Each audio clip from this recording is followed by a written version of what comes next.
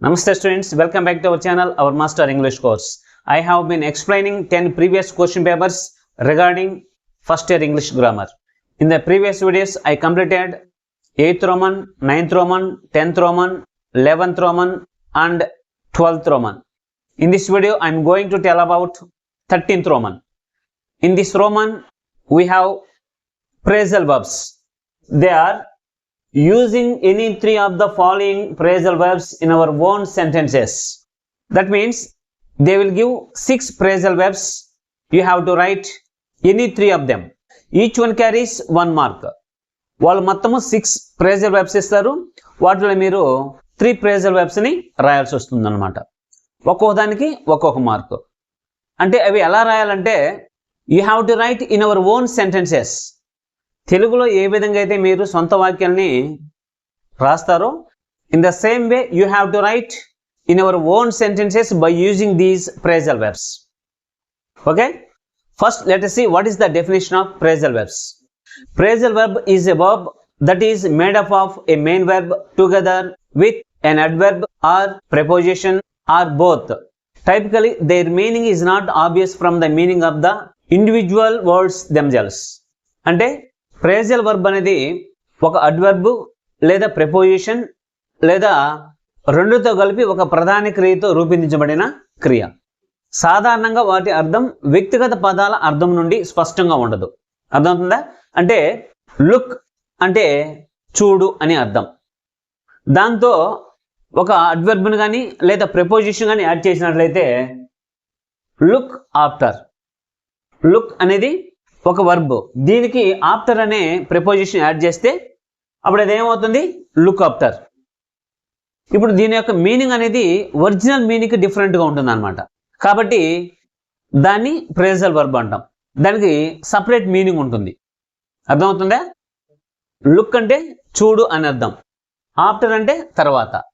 ఇప్పుడు దీన్ని phrasal వర్బ్గా use చేసామంటే లుక్ ఆఫ్టర్ అంటే అర్థం ఏంటంటే టేక్ కేర్ ఆఫ్, అంటే జాగ్రత్తగా చూసుకోవడం.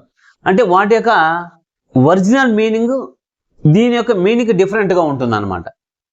అది దాని యొక్క అర్థం. ఓకే, ఈ విధంగా పబ్లిక్లో వాళ్ళు 6 ఫ్రేజల్ వెర్బ్స్ ఇస్తారు. మనం వాటిల్లో ఏవైనా 3 రాయొచ్చు. ఒక్కొక్క దానికి ఒక్కొక్క మార్గం ఉంటుంది. అర్థమవుతుందా? పబ్లిక్లో దీనికి ఇదే సెంటెన్స్ని రాయాలా అనేది స్పెసిఫిక్గా ఏముండదు. దీని మీనింగ్ వచ్చే విధంగా మీ సొంత వాక్యంలో ఏది రాసినా దానికి మార్కు ఉంటుందన్నమాట. కాబట్టి మీరు వీటిని ఎలాగైనా రాసుకోవచ్చు. కాకపోతే సెంటెన్స్ యొక్క మీనింగ్ దీని యొక్క మీనింగ్ కరెక్ట్గా ఉండాలి. సెంటెన్స్ ఫార్మేషన్ కరెక్ట్గా ఉండాలి without grammatical mistakes. Okay, for example turn off అంటే అర్థమైందంటే స్టాప్ అనమాట. టర్న్ ఆఫ్ అంటే అర్థమైంది స్టాప్. దీన్ని ఎలా రాయొచ్చు? I have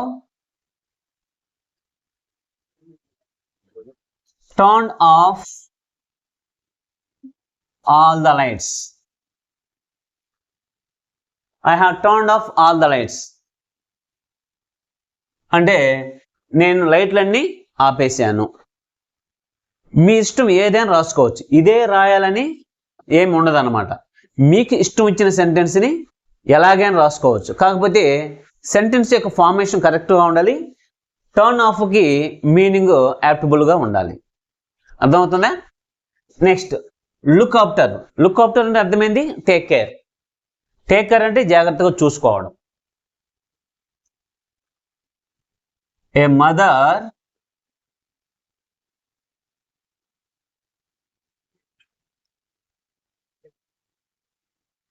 mother always look after her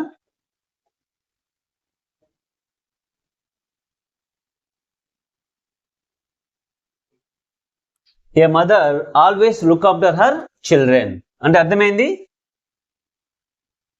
ఒక తల్లి తన యొక్క బిడ్డల్ని ఎప్పుడు జాగ్రత్తగా చూసుకుంటుంది. అది దాని యొక్క మీనింగ్. అంటే ఇదే రాయాలని లేదు, మీకు ఇష్టం వచ్చింది ఏదైనా యాప్టబుల్గా ఉండేది రాసుకోవచ్చు అనమాట. Next carry on. Carry on అంటే అర్థమైంది కంటిన్యూ, అంటే కొనసాగించడం. ఇప్పుడు చూడండి, క్యారీ అంటే మోయడం, ఆన్ అంటే మీద. ఈ రెండు కలిస్తే సపరేట్ మీనింగ్ వస్తుందన్నమాట. ఇది వర్బ్, ఇది ప్రిపోజిషన్. ఈ రెండు కలిపితే డిఫరెంట్ మీనింగ్ని ఇస్తుంది. కాబట్టి దాన్ని ఫ్రేజల్ వర్బ్ అంటాం. అర్థమవుతుందా? ఇప్పుడు దీన్ని ఎలా రాయాలి? If you carry on your study, you will success.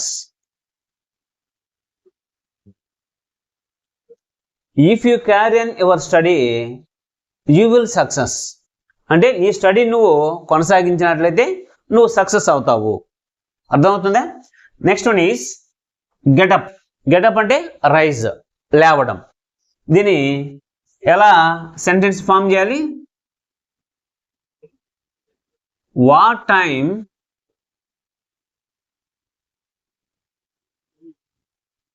Did you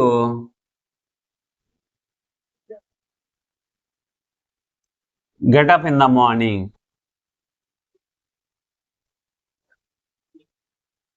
what time did you get up in the morning? Morning నువ్వు ఏ టైంకి లేస్తావు? అర్థమవుతుందా? Next pick up. పికప్ అంటే లిఫ్ట్ అనమాట. ఇప్పుడు దీన్ని ఎలా రాయాలి? A box fell apart when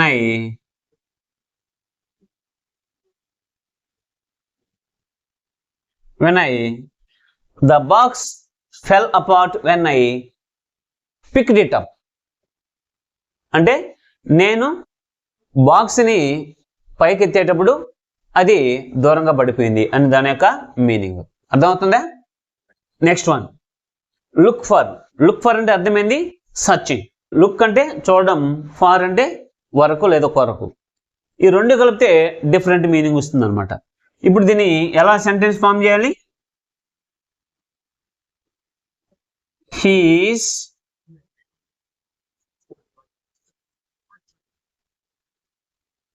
looking for a good job. ఇది సెంటెన్స్ ఫార్మేషన్. అర్థమవుతుందా? He is looking for a good job. అతను ఒక మంచి జాబ్ కోసం వెతుకుతూ ఉన్నాడు. Next break down. Break down అంటే అర్థమైంది స్టాప్ వర్కింగ్. బ్రేక్ డౌన్ అంటే అర్థమైంది స్టాప్ వర్కింగ్. బ్రేక్ అంటే పగిలిపోవడం, డౌన్ అంటే కింద. ఈ రెండు కలిపితే ఒక సపరేట్ మీనింగ్ ఇస్తుంది. మనం విడివిడిగా మీనింగ్స్ చెప్పుకున్నట్లయితే అది సరైన అర్థం ఇవ్వదన్నమాట. కాబట్టి ఈ రెండింటిని కలిపి ఒక ఫ్రేజల్ వర్బ్గా తీసుకున్నట్లయితే డిఫరెంట్ మీనింగ్ని ఇస్తుంది. ఈ ఫ్రేజల్ వర్బ్స్ అనేటివి మనకి ఎక్కడ ఉపయోగపడతాయంటే స్పోకెన్ ఇంగ్లీష్లో బాగా ఉపయోగపడుతూ ఉంటాయి. అదేవిధంగా ఇన్ఫార్మల్ లాంగ్వేజ్లో బాగా యూజ్ అవుతూ ఉంటుంది అనమాట. అర్థమవుతుందా? కాబట్టి బ్రేక్ డౌన్ అంటే అర్థమైంది stop working. My car has broke down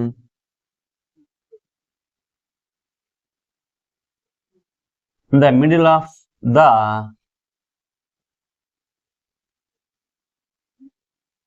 journey. My car has broke down in the middle of the journey. ఈ విధంగా దీని యొక్క సెంటెన్స్ ని రాసుకోవచ్చు. Next one is find out. Find out means discover. దీన్ని ఏ విధంగా ఫామ్ చేయాలి? I must find out the train times. I must find out the train times. అర్థమవుతుందా? ఈ విధంగా ఫ్రేజల్ వర్బ్స్ ఇస్తారు. వాటిలో మనము పబ్లిక్లో 3 రాయాల్సి ఉంటుంది. ఒక్కొక్క దానికి ఒక్కొక్క మార్క్ ఉంటుంది అనమాట. అంటే వీటి యొక్క సెంటెన్సెస్ ఇదే విధంగా రాయాలి అనేది ఏమీ ఉండదు. మీకు ఇష్టం వచ్చిన అంటే మీ సొంత వాక్యంలో ఆ ఫ్రేజల్ వర్బ్కి సూటబుల్ అయ్యే ఒక సెంటెన్స్ని ఫామ్ చేయొచ్చు. ఓకే, ఇది రోమన్ నంబర్ 13. రోమన్ నంబర్ 14లో మనకు సైలెంట్ లెటర్స్ వస్తాయి. వాటిని ఏ విధంగా మనం రాయాలి అనేది చూద్దాం. Okay, now I'm going to tell about 14th Roman. That is identify the silent consonants in the following words. అంటే సైలెంట్ లెటర్స్ని మనము ఐడెంటిఫై చేయాలి. They will give 6 words, each one carries half mark. 6 into half, 3 marks. From this Roman we have 3 marks in the public examination. Okay, అంటే వాళ్ళు మొత్తం 6 words ఇస్తారు. ఆ వర్డ్స్లో ఏ letter అయితే silent అవుతుందో దాన్ని తీసి పక్కన రాసినట్లయితే హాఫ్ మార్క్ ఉంటుంది అనమాట. ఏ వర్డ్లో ఏ లెటర్ సైలెంట్ అవుతుందో ఇప్పుడు చూద్దాం. Okay, first one is black. దీంట్లో ఏ లెటర్ సైలెంట్ అవుతుంది? సి లెటర్ సైలెంట్ అవుతుంది. సి లెటర్ ఎందుకు సైలెంట్ అవుతుందంటే కే లెటర్ ముందు సి వచ్చినట్లయితే అది సైలెంట్ అవుతుంది. కే లెటర్ ముందు సి వచ్చినట్లయితే అది సైలెంట్ అవుతుంది. ఇప్పుడు మీకు కొన్ని రూల్స్ని, కొన్ని కొండ గుర్తులు మీకు ఎక్స్ప్లెయిన్ చేస్తాను. వాటిని మీరు గుర్తుపెట్టుకొని ఉన్నట్లయితే పబ్లిక్లో కూడా ఈజీగా మీరు రాసి 3 marks తెచ్చుకునే దానికి అవకాశం ఉంటుంది అన్నమాట. Okay, second one is rain. దీంట్లో సైలెంట్ ఏది? జీ లెటర్ సైలెంట్ అవుతుంది. జీ లెటర్ సైలెంట్ అవుతుంది. జీ లెటర్ ఎందుకు సైలెంట్ అవుతుందంటే ఎన్ ముందు ఎం ముందు జీ లెటర్ వచ్చినట్లయితే అది సైలెంట్ అవుతుంది. ఎన్ ముందు లేదా ఎం ముందు జీ వస్తే అది సైలెంట్ అవుతుంది. ఈ విధంగా మీరు 6 వర్డ్స్ ఇస్తారు. ఆ 6 వర్డ్స్లో ఏదైతే సైలెంట్ అవుతుందో దాన్ని పక్కన రాసినట్లయితే హాఫ్ మార్క్ ఉంటుంది అనమాట. Okay, next third one is atom. దీంట్లో ఏ లెటర్ సైలెంట్ అవుతుంది? ఎన్ లెటర్ సైలెంట్ అవుతుంది. కొన్ని వర్డ్స్ ఎలా ఉంటాయంటే స్పెల్లింగ్ ఒకటి ఉంటుంది, ప్రొనౌన్సియేషన్ ఇంకొకటి ఉంటుంది. కాబట్టి కొన్ని వర్డ్స్ యొక్క మీనింగ్స్ మీరు ఖచ్చితంగా అలాగే నేర్చుకోవాలి. వాటి యొక్క ఆర్టికులేషన్ కూడా అలాగే నేర్చుకోవాలి. Next fourth one is myth. దీంట్లో సైలెంట్ లెటర్ ఏది? ఆర్ సైలెంట్ అవుతుంది. ఆర్ ఎందుకు సైలెంట్ అవుతుందంటే ఎప్పుడైనా సరే ఓవెల్ లెటర్ తర్వాత ఆర్ వచ్చినట్లయితే, మనకు మొత్తం ఓవెల్స్ ఎన్ని ఉన్నాయి? 5 ఉన్నాయి. ఏవేవి? ఏఈఐఓయు. ఏఈఐఓయు తర్వాత గాన ఆర్ లెటర్ వచ్చినట్లయితే అది సైలెంట్ అవుతుంది. whenever you identify R letter after vowel letter, that will be silent. That means R letter should be silent. Okay, next fifth one is arms. ఇక్కడ సైలెంట్ లెటర్ అయితే మనకు L. L అనేది silent అయిపోతుంది. Next one is hour. దీంట్లో silent ఏది? H అనేది silent అవుతుంది. H అనేది ఎందుకు సైలెంట్ అవుతుందంటే ఓ లెటర్ ముందు హెచ్ వచ్చినట్లయితే అది సైలెంట్ అవుతుంది. ఓ లెటర్ ముందు హెచ్ వచ్చినట్లయితే అది సైలెంట్ అవుతుంది. Next one is debt. దీంట్లో సైలెంట్ లెటర్ ఏది? పి. డెట్లో సైలెంట్ లెటర్ ఏది? పి.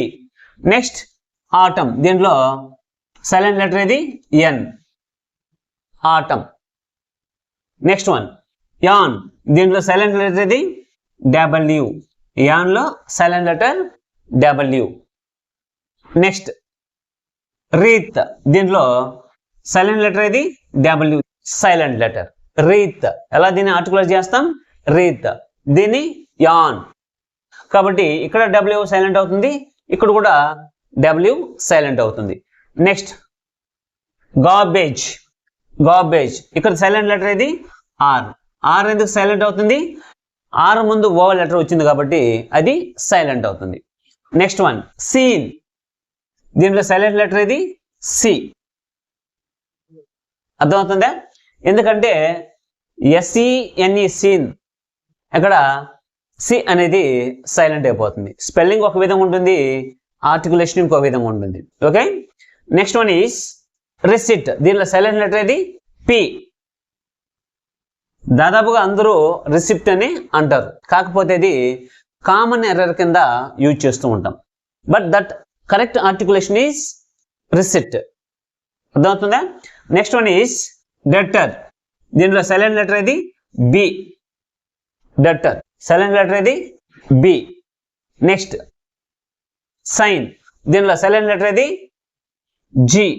జి ఎందుకు సైలెంట్ అవుతుంది? ఎన్ లేదా ఎం లెటర్ ముందు జీ వచ్చినట్లయితే అది ఎప్పుడు కూడా సైలెంట్ అవుతుంది. నెక్స్ట్ బ్లాక్, దీనిలో సైలెంట్ లెటర్ ఇది సి. సి ఎందుకు అవుతుంది? కే లెటర్ ముందు సి ఉన్నట్లయితే అది సైలెంట్ అయిపోతుంది. నెక్స్ట్ వన్ ఆటమ్, ఇక్కడ ఏది సైలెంట్ అవుతుంది? ఎన్. ఇవి 10 ప్రీవియస్ క్వశ్చన్ పేపర్స్ లో వచ్చిన సైలెంట్ లెటర్స్. 6 ఇస్తారు. 6 into 10 60 వర్డ్స్ అన్నమాట ఇవన్నీ. అర్థమవుతుందా? నెక్స్ట్ నైట్, దీంట్లో ఏది సైలెంట్ అవుతుంది? కే. జిహెచ్ కూడా రాసుకోవచ్చు మనం. కే జిహెచ్, కే రాసినా సరిపోతుంది, లేదా జిహెచ్ కూడా రాసుకోవచ్చు. జిహెచ్ కూడా మనకు సైలెంట్. జిహెచ్ ఎక్కడ వచ్చినా సైలెంట్ అవుతుంది అనమాట. నెక్స్ట్ వన్ అలామ్, ఇక్కడ సైలెంట్ లెటర్ ఏది? ఆర్. ఆర్ ఎందుకు సైలెంట్ అవుతుంది? ఇక్కడ ఆర్ ముందు ఓవెల్ లెటర్ ఉంది కాబట్టి అది సైలెంట్ అవుతుంది. నెక్స్ట్ వన్ ఈస్ సెప్టర్, దీంట్లో సైలెంట్ లెటర్ ఏది? సి. సెప్టర్ లో సి సైలెంట్ లెటర్ అవుతుంది అనమాట. నెక్స్ట్ వన్ బఫే, దీంట్లో సైలెంట్ లెటర్ ఏది? T. Buffet silent letter T అవుతుంది. నెక్స్ట్ అయాన్, దీంట్లో సైలెంట్ లెటర్ ఏది? ఆర్. మామూలుగా అందరం ఐరన్ అంటాం, దాని కరెక్ట్ ఆర్టికులేషన్ ఈస్ అయాన్, కాబట్టి ఆర్ అనేది సైలెంట్ అవుతుంది.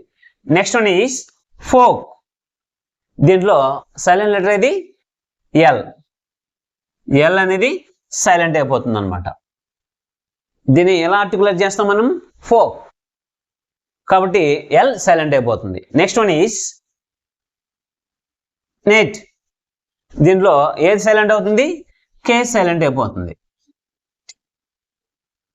నెక్స్ట్ వన్ ఈస్ బఫే, దీనిలో ఏ silent letter?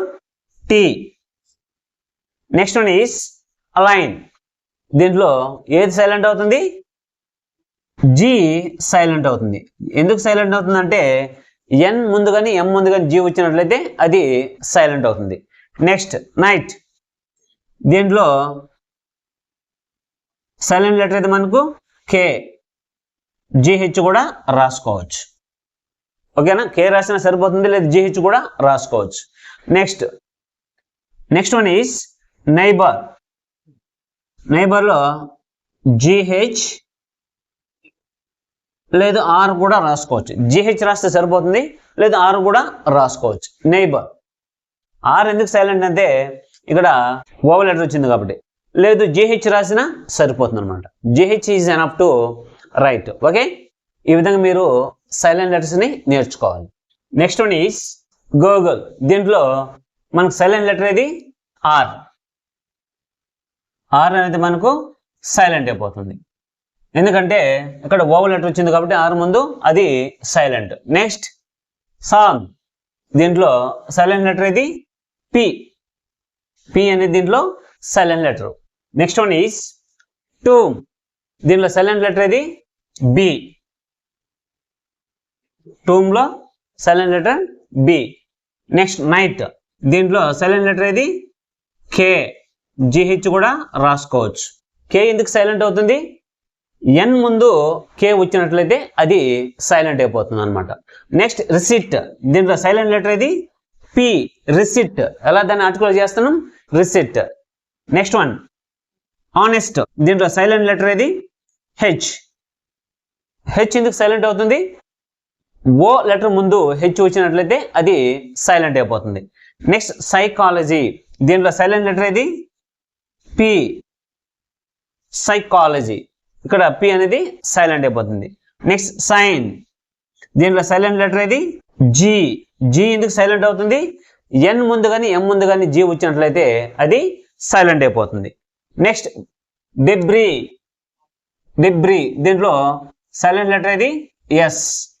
డెబ్రీలో silent letter S. Next pneumonia, దీంట్లో సైలెంట్ లెటర్ ఏది? P. Pneumonia. Next one whistle, దీనిలో సైలెంట్ లెటర్ ఏది? టీ. విజల్. దాన్ని ఎలా ఆర్టికులేట్ చేస్తున్నాం? విజల్, కాబట్టి టీ అనేది సైలెంట్ అయిపోతుంది. Next island. ఐలాండ్ లో సైలెంట్ లెటర్ ఏది? ఎస్. ఐలాండ్, దీంట్లో ఎస్ అనేది ఆర్టికులేట్ చేయం, అది సైలెంట్ అయిపోతుంది. నెక్స్ట్ డాక్టర్, దీంట్లో సైలెంట్ లెటర్ ఏది ఆర్ ఎందుకు సైలెంట్ అవుతుంది, ఓవల్ అక్షరం తర్వాత ఆర్ వచ్చింది కాబట్టి సైలెంట్ అయిపోతుంది. నెక్స్ట్ డెబు, దీంట్లో సైలెంట్ లెటర్ ఏది టీ. డెట్, దీంట్లో సైలెంట్ లెటర్ ఏది బి. నెక్స్ట్ సైకాలజీ, దీంట్లో సైలెంట్ లెటర్ ఏది పి. సైకాలజీ. ఇక్కడ ఎలా ఆర్టికులేట్ చేస్తున్నాం, సైకాలజీ. పి అనేది టోటల్గా సైలెంట్ అయిపోతుంది. నెక్స్ట్ క్యాజిల్, దీనిలో సైలెంట్ లెటర్ ఏది టీ. క్యాజిల్. ఎలా పలుకుతున్నాం దాన్ని, క్యాజిల్. కాబట్టి టీ అనేది సైలెంట్ అయిపోతుంది. నెక్స్ట్ గాడ్, దీంట్లో సైలెంట్ లెటర్ ఏది ఆర్ ఎందుకు సైలెంట్ అవుతుందంటే ఓవల్ అక్షరం తర్వాత ఆర్ వచ్చింది కాబట్టి సైలెంట్ అయిపోతుంది. నెక్స్ట్ ఫోక్, దీంట్లో సైలెంట్ లెటర్ ఏది ఎల్. ఎలా దాన్ని ఆర్టికులేట్ చేస్తున్నాం, ఫోక్. నెక్స్ట్ రెయిన్, దీంట్లో సైలెంట్ లెటర్ ఏది జీ ఎందుకు సైలెంట్ అవుతుంది, ఎన్ లెటర్ ముందు జీ వస్తే సైలెంట్ అవుతుంది. నెక్స్ట్ నాలెడ్జ్, దీంట్లో సైలెంట్ ఏది కే. నాలెడ్జ్ ఎందుకంటే ఎన్ ముందు కే వచ్చింది కాబట్టి అది సైలెంట్ అయిపోతుంది. నెక్స్ట్ బాంబ్, దీంట్లో సైలెంట్ లెటర్ ఏది బి అనేది సైలెంట్. నెక్స్ట్ ఆటమ్, దీంట్లో సైలెంట్ లెటర్ ఏది ఎన్. నెక్స్ట్ డిపో, దీంట్లో సైలెంట్ లెటర్ ఏది టీ. దీన్ని ఎలా ఆర్టికులేట్ చేస్తున్నాం, డిపో. ఓకేనా. నెక్స్ట్ మోడర్న్, దీంట్లో సైలెంట్ లెటర్ ఏది ఆర్ ఎందుకు సైలెంట్ అవుతుంది, ఓవల్ లెటర్ తర్వాత ఆర్ వచ్చింది కాబట్టి సైలెంట్ అవుతుంది. నెక్స్ట్ షుడ్, దీంట్లో సైలెంట్ లెటర్ ఏది ఎల్. షుడ్. అర్థమవుతుందా. నెక్స్ట్ రీత్, దీంట్లో సైలెంట్ లెటర్ ఏది డబ్ల్యూ. రీత్. డబ్ల్యూ అనేది సైలెంట్ అయిపోతుంది. నెక్స్ట్ యాన్, దీంట్లో సైలెంట్ లెటర్ ఏది డబ్ల్యూ. ఇక్కడ కూడా డబ్ల్యూఏ.